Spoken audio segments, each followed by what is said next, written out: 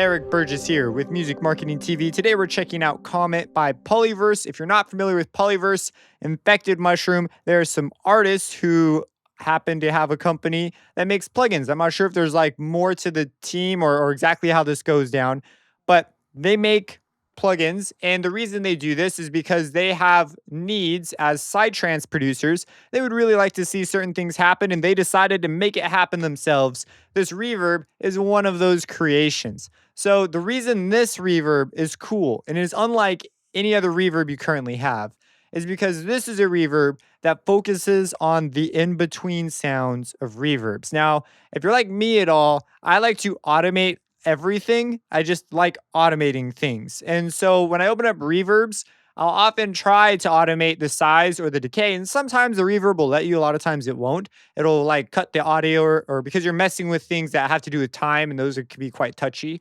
Where here, everything is completely automatable, and it's even encouraged to be automated. So my favorite feature, that's what we're going to be talking about, is this preset mixer down here. Now, there's a couple reverbs out there that have preset abilities for mixing between two sets of settings. This one lets you mix between 5 sets of settings, which is the biggest I've ever seen. The biggest I've seen before this was 2. So this is a huge step up. Being able to go from A, B, C, D, E is a lot more interesting than going from A and B and then back to A and, back and forth kind of like this. So this is really cool, but they've also added an additional glide setting that lets you control how long it takes to get to that other setting. And so with these things, it has allowed this reverb to really step up. It's got everything you would expect out of a reverb. And so let's go ahead. Let's just really quick here in action. Now, they do have this visualizer up here because it's like a little comet, and it's surprisingly informative. If you're new to reverbs, this might be a handy thing for you. But I have here a track, and during this track, I am changing the reverb as we go here. So let's really quick just listen to an example of this and just hear it for yourself. During this part, the top comment will be active. And during the second part, the bottom comment will be moving around. And you'll hear things move forwards and backwards into the mix according to the stages that have happened. So let me go ahead and just play this for you.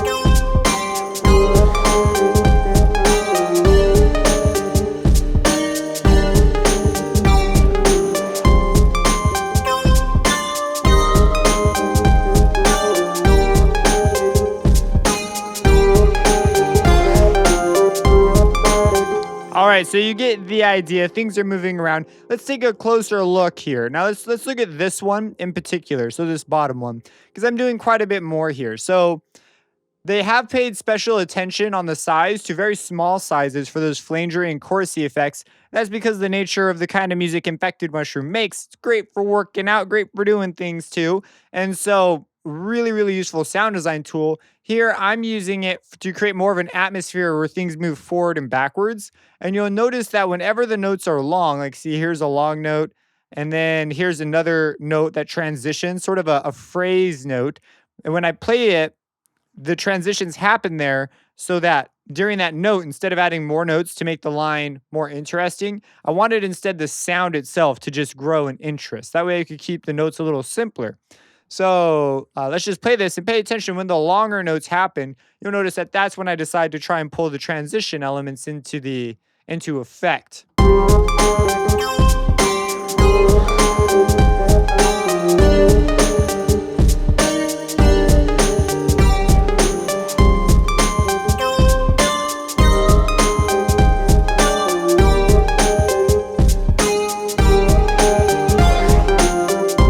So it's like an enhancement, almost like the vibrato on a flute, where of the flute player will tastefully add vibrato where they think it fits the music. Here, I'm trying to tastefully add in these reverb transitions. And you have all these controls here as well, standard reverb controls, but now they become controls to also control how these transitions take place. Now, to show you sort of how cool and easy it is to do this, let me really quick just go ahead and write something real quick. Actually, I already have it made up here. I have this little repeating riff, and I've turned the comment off that's on this channel. It's the pluck sound that you were hearing.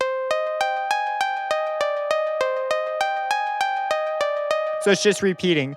We're going to make this more interesting. So by itself, if this were to repeat for a while, this would be all right. But you definitely need more elements to come in, and there'd need to be a bigger idea than just this.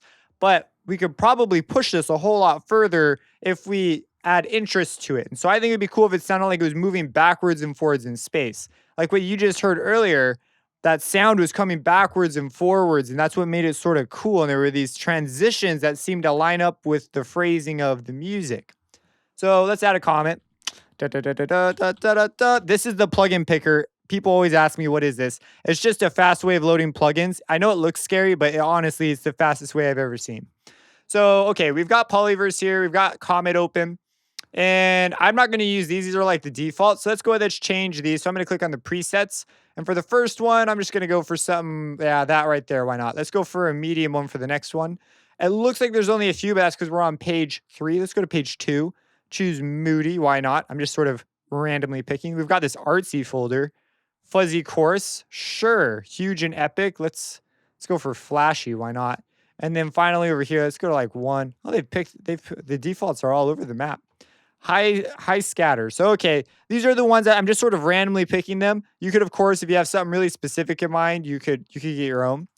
Now, this part's going to depend on your DAW, but if you go into settings, they have the ability to automate this. The control is not directly available, like you won't see a knob out there, but this is where it lives in this setting tab. And you could use the MIDI learn function to do it. I'm just going to type in the continuous controller I want to use. So I'm going to use 25. And in FL Studio, click this drop down and go to Browse Parameters. It brings up the parameter list, and check this out. If I close this and move parameter 25, you'll see things are now moving. And this works on like a threshold kind of value. So let me just automate this real quick. So we've got an automation clip here. We'll just pull this to our view. And I'm going to make this sit on top. So there it is. Now it's stuck on top. And what we're going to do is let's just go up to the middle and down. So I don't have anything real specific. I want to hear what these verbs sound like. Let's just see what we get just doing that alone. One other thing to note, if a control is locked, it won't move. So if you lock them, they'll stay where they are. So that's a really useful way of sort of reining in if you have a setting that you want to remain a certain way. Like the decay probably is one of those settings you may not want to change. Then you can do that. So let's go ahead. Let's play this.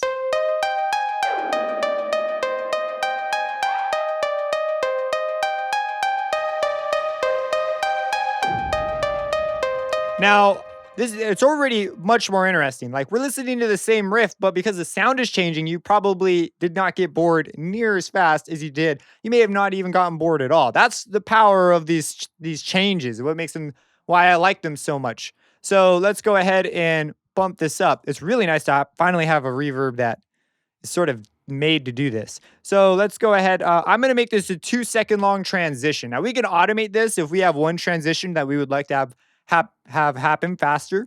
And if you drag the other way, you can actually get the synced knobs. But Polyverse has an amazing tutorial. It actually had me kind of laughing because it's just a really funny tutorial. If you want to go check that out after this, they explain what all the knobs do and things. So, okay, I'm going to pump it up because those transitions were a little fast. So let's go ahead, let's play this now.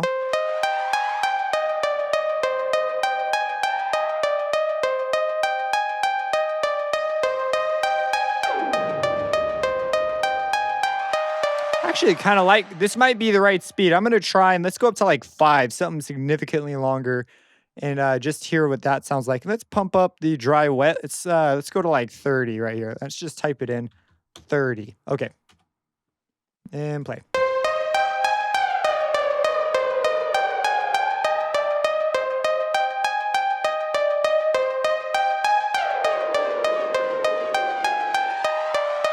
Now, right here, I want to see how will this sound if I go. Oh my goodness. All right, now let's go a step further. Let's automate the glide. I have not done this in the track you just heard, but why not? So we've got the glide sitting here. Let's automate that. And let's make these ones longer. Now I'm making it look like a ramp, but you can see very clearly there's like a specific value. So these are more like stair steps. So this automation, visually, you can picture stair steps instead of a ramp. It just, I don't particularly care where the jumps happen right now. So I'm just sort of putting them wherever. So let's have the glide be longer for the beginning. How long is this over here? 3 seconds. Let's pump this up and go up some. And then it right here, I'm gonna have the glide drop. And ooh, that's too fast. 22, 62, whatever. Zero point 0.4 sounds good to me. And let's see what that sounds like.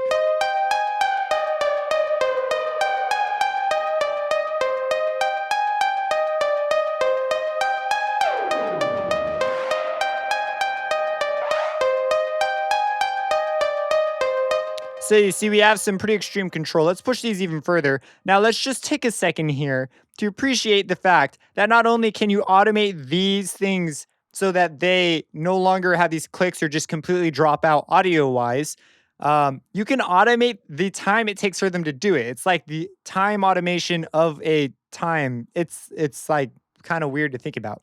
But let's make it a bit longer. I just want to see what we get out of it.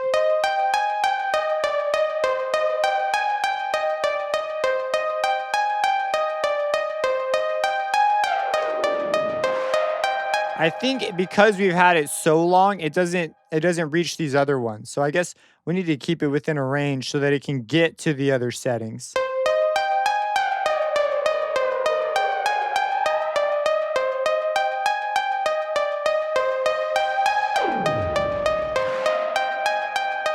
Interesting.